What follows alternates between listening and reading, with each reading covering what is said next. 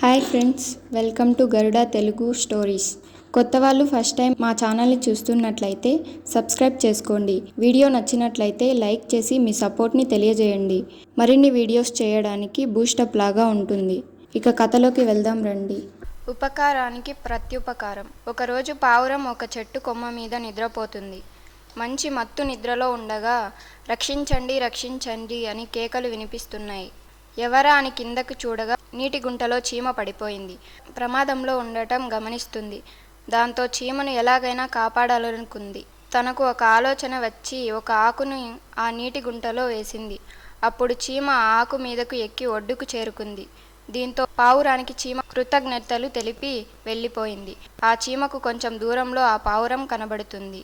పావురాన్ని పలకరిద్దామని పిలిచేలోపు చీమ పక్కన ఒక వేటగాడు ఉంటాడు. అతని చేతిలో ఒక తుపాకీ ఉంటుంది. ఆ తుపాకీ గురి పావురం వైపు ఉంది.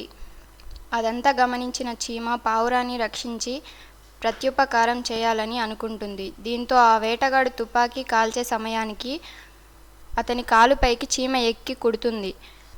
ఇంకేముంది, అతని గురి తప్పి బుల్లెట్ పక్కకు పోతుంది. ఆ శబ్దం విన్న పావురం ఎగిరిపోతుంది. నీతి: మనకు సహాయం చేసిన వారిని మర్చిపోకుండా వారు ఆపదలో ఉన్నప్పుడు మనం సాయం చేయాలి.